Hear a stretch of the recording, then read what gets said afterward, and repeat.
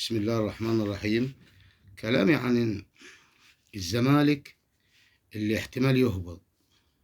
باقي 5 مباريات، لو اتغلبهم يهبط.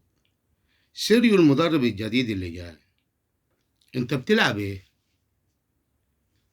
انت بتلعب ايه؟ انا مش فاهم برضه انت ايه الطريقة اللي بتلعب بيها. انت جاي، ما قالولكش انت جاي فرقة في الوقت الحالي درجة ثالثة؟ مصيبة. لو انت بتلعب بالطريقة اللي بتلعب بيها 3-4-3 وانت ما شفتش الفرقة، دي مصيبة. والمصيبة الأكبر لو أنت اتفرجت على الفرقة وبتلعب بالطريقة دي وعارف إمكانيات اللاعيبة دي، دي مصيبة أكبر. ده دليل على إن ممكن أنت ما بيكونش موجود في التدريب، يعني إنك أنت على كل دولة بتروحها بتختلف الدوري بتاعها واللعيبة. المفروض الناس دي تكون عارفة الكلام ده. أنت جاي فرقة الزمالك لو لعبت ب9 دفاع واحد راس حربة بيتحط فيها جونين و3. ايه 3-4-3 اللي بتلعب بيها؟ لما هم مش ساندين نفسهم في 5-4-1، انت جاي تلعب بالطريقة دي ازاي؟ المدرب يا اخوانا، المدرب الذكي اللي يقدر يلعب على امكانيات اللعيبة اللي معاه، ده المدرب اللي ينجح، ده المدرب الناجح. يعني زي موسيماني عاجبني في كده.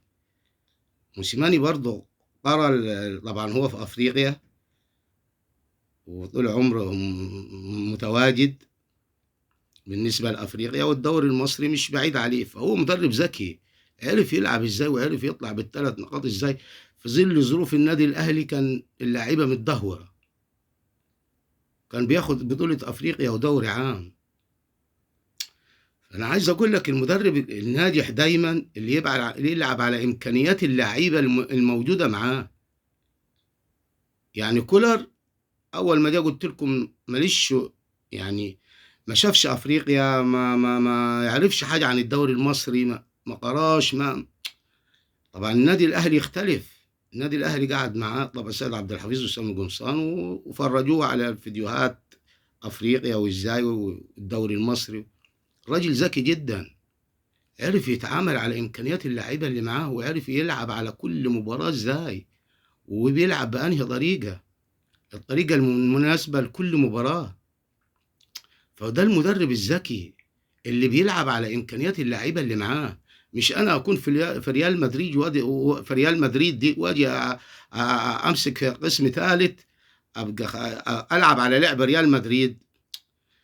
يعني انا عايز اقول لك ان انت سينيريو انت ولا سيريريو انت ما فيش خالص، انت مش موجود. لا. و3-4-3 بتلعب المسلوسي ده مساك يا راجل، حرام عليك يا راجل، حرام عليك. مسلوسي ايه يا راجل؟ يا راجل ده بيطلع فيه لعيب في الزمالك ما يعرفش يطلع هيدرز. لعيب امكانيات نادي زي كده عشان اجي اطلع هيدرز اطلع كده، اطلع عامل كده.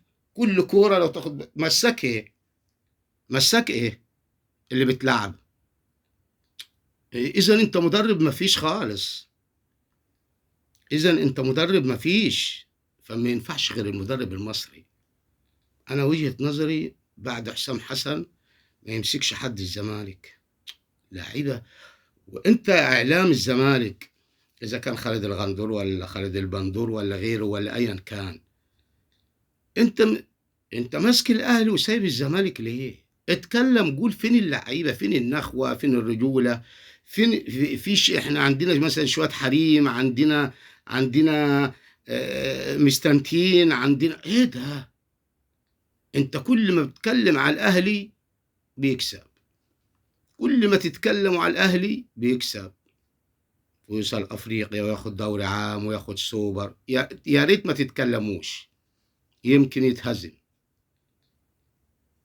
سايبين يعني ده معنى كده ان انتوا اعلام فاشل، اعلام فاشل واعلام غبي. تكلموا عن اللعيبه دي تسترجل ازاي، تلعب ازاي، طلعوا منها النخوة بتاعت الرجولة. مش أهلي ياخد دوري وياخد أفريقيا وياخد سوبر وياخد، ما تتكلموش يا سيدي يمكن يتهزم.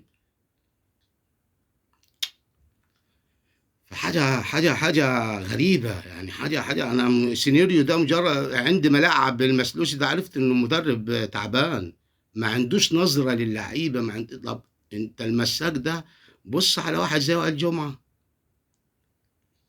أنا اللي بتكلم، بص على واحد زي محمد عبد المنعم، بص مثلا زي واحد زي مدحت عبد الهادي لما كان، بص أنت مش جايب لي فردة أنوثة وملعبها لي مساك، ده المكان الوحيد اللي بيحتاج قوة.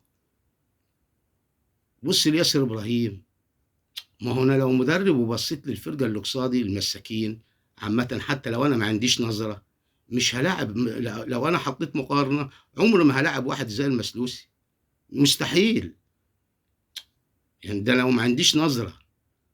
فالمدرب الناجح اللي بيلعب على إمكانيات اللعيبة اللي معاه، ده المدرب الناجح، مش فشيخ لي الملعب 3-4-3 فاتح الملعب. ايه ده؟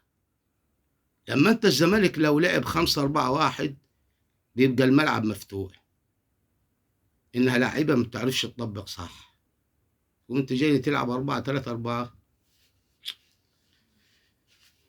واسامه حسن ده، اسامه حسن انت بتطلع يعني، انت مش بتستفز الناس برضه، انت غبي.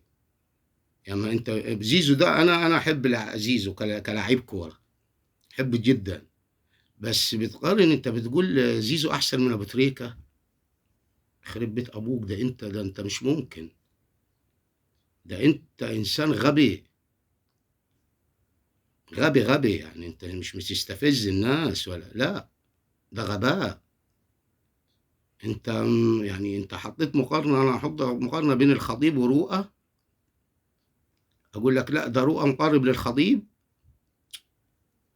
فلا ده زيزو احسن، بيقول زيزو احسن من ابو تريكة، ده لا ده انت ليك الحق تدرب في الزمالك.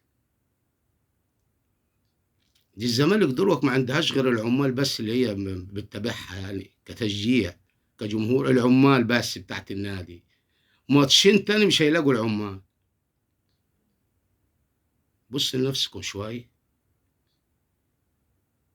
بص اتكلم عن لعيبة الزمالك، اتكلم عن الأداء، اتكلم عن النخوة، اتكلم عن الرجولة، اتكلم عن شوية الحريم اللي موجودين دول يسترجلوا. يعني أنا مش هتكلم أكتر من كده، يعني أنا أكتر من كده مش هتكلم، بس ما أقول واحد زي أسامة حسن ده المفروض يتمنع من وزير الشباب والرياضة قرار كده.